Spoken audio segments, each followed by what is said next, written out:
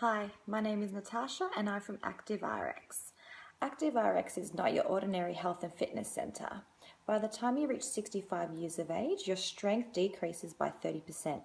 By the time you hit 75 years of age, this doubles by 60%, and by 85, nearly all your strength is gone. Nobody wants to lose their independence, the ability to live on your own terms no matter how old you are. We are ActiveRX, a system developed purely for seniors. We will help you experience life-altering improvements in strength, function, fall prevention, disease prevention, and quality of life.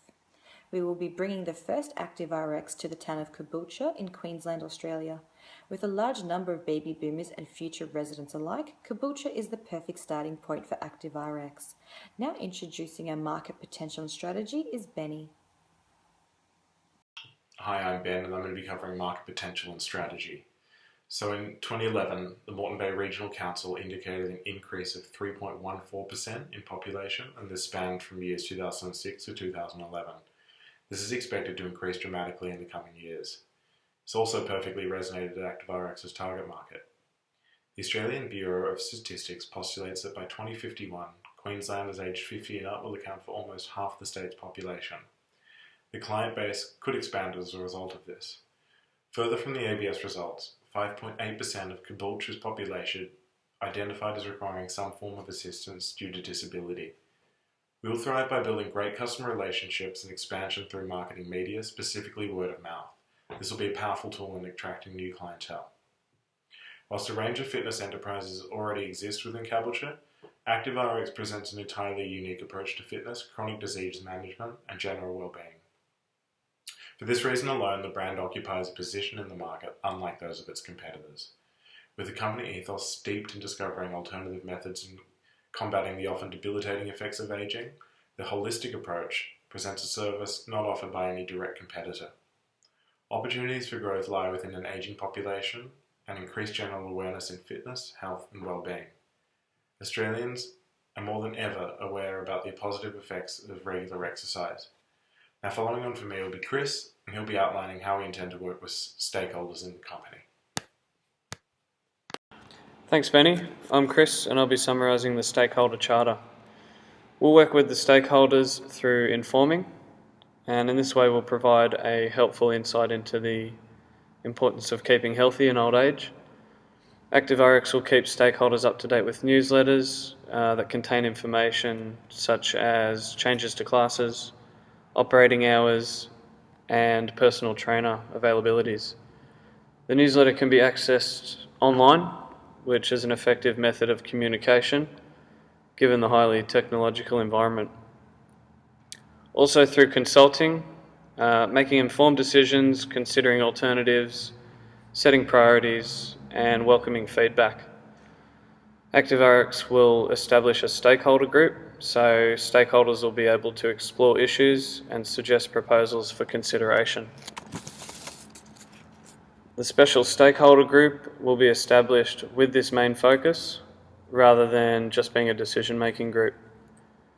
Also, through involvement and collaboration, we want stakeholders to tell us about their concerns of ActiveRx in both meetings and workshops.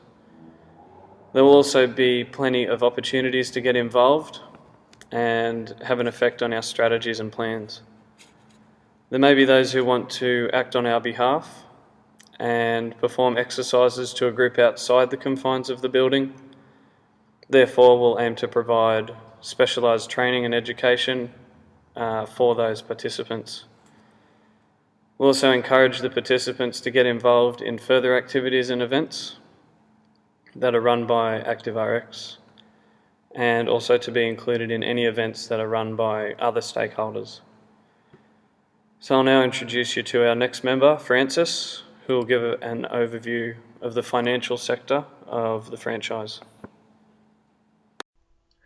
Hi, my name is Francis, and today I'll be talking to you about ActiveRx and its financial requirements and opportunities. To establish an ActiveRx franchise, a franchisee must possess certain financial requirements.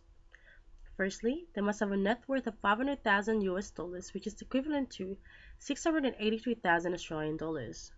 Secondly, they must have liquid cash available worth $150,000 which is approximately 205,000 Australian dollars. Once these requirements are met, the franchisee can sign a 10-year franchise agreement. With this franchise agreement comes bigger financial responsibilities. The franchisee must be prepared to spend an initial investment cost ranging from $148,500 to $265,500 US. We're looking at $201,000 to $360,000 Australian dollars. The initial investment cost includes a franchise fee of $49,000 US or 66,000 Australian dollars to be paid directly to ActiveRX. Another form of cost to be considered is the 7% royalty fees. With all these costs, is ActiveRx profitable? We answer this question by using the return on investment formula.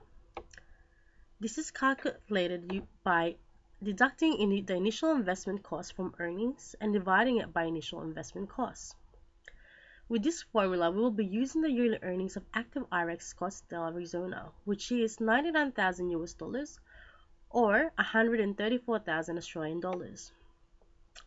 The result portrays that the return on investment ranges from minus 32% to minus 62%. This reflects the initial investment cost injected within the first year of operation. But is this initial investment cost too much? Comparing the initial investment cost with ActiveRx's competitor Anytime Fitness, whose initial investment cost ranges from $236,700 to $596,750 Australian dollars. This shows that ActiveRx's investment cost is much cheaper against one of its major competitors. But how long will it take to pay off the initial investment? This is calculated using a payback period formula, which is calculated by having the initial investment and dividing it by cash inflow per period. Using the formula, we have calculated that it will take 1.5 to 2.68 years to pay off the initial investment costs. This reflects the potential of ActiveRx to grow within the remaining franchise agreement term of 7.32 years. But how profitable will ActiveRx be? Is there a ladder at the end of the 10-year franchise agreement term? This can be found by calculating a 5-year gross profit projection. Gross profit is calculated by deducting the cost of service from revenue per year. With this equation, we've also taken into account a 0.7% CPI as prices will keep growing per year. The result is there's an upward growth in the gross profit per year. We started off with 72,527 Australian dollar gross profit in 2015, and then we have 75,000 Australian dollars in 2020. Therefore, ActiveRx franchises can be seen as being cheaper compared to its competitors, have a shorter payback period of 1.5 to 2.68 years, gives an opportunity to create profit in the remaining 7.32 years of franchise agreement, and have an upward growth per year of its gross profit. And that is it for our financial requirements and opportunities for ActiveRx. Thank you. Hi everyone, my name's Jayne and I'm going to explain the competitive advantages of the industry and macro-environmental factors for ActiveRx. Firstly, I'll run through the pestle analysis that we conducted for ActiveRx. Politically, $5.5 billion has been committed by the federal government to fund jobs and small businesses, which is the largest in Australia's history. Economically, the federal budget is also focused on raising $1 billion to tackle chronic disease, meaning that there will be a focus on appropriate medical, health and fitness programs to increase the general well-being with the elderly. Socially, an awareness of the significance of health and fitness is slowly altering attitudes towards the well-being of the elderly with the introduction of specialised health clubs of the likes of ActiveRx.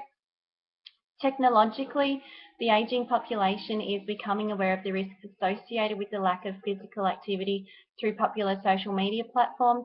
This is buoyed by the number of elderly people using the internet, having increased from 9% in 2006 to 37% in 2013.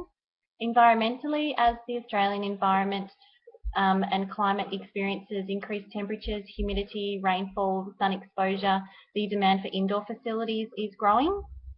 Legally, the Australian Government's Medicare Act, Age Pension and Private Health Insurance Rebate Scheme all provide ActiveRx with a competitive advantage in that it makes the service more affordable as people can claim for their treatment. The other analysis we conducted to determine that bringing ActiveRx to Australia would be a wise business decision was supported by forces. I'll run through those now. The intensity of rivalry in regard to ActiveRx. The industry is predicted to grow as the population ages. There's currently no monopoly present in the field of strength training, physical therapy and chronic disease management for men and women aged 60 plus in the Caboolture district. The threat of new entrants in regard to this, focus on the ageing population seems to be an untapped area within Caboolture's healthcare sector. This is set to increase as the average age increases. Healthcare franchises, especially in chronic disease management for the older population, are not widespread in the area and therefore will not be a high-level threat to ActiveRx. In regard to supplier power, it's greatly reduced as ActiveRx uses more remedial and low-impact style training than free weights and bulky machines, which means they maintain a competitive advantage through keeping costs down to both themselves and the client.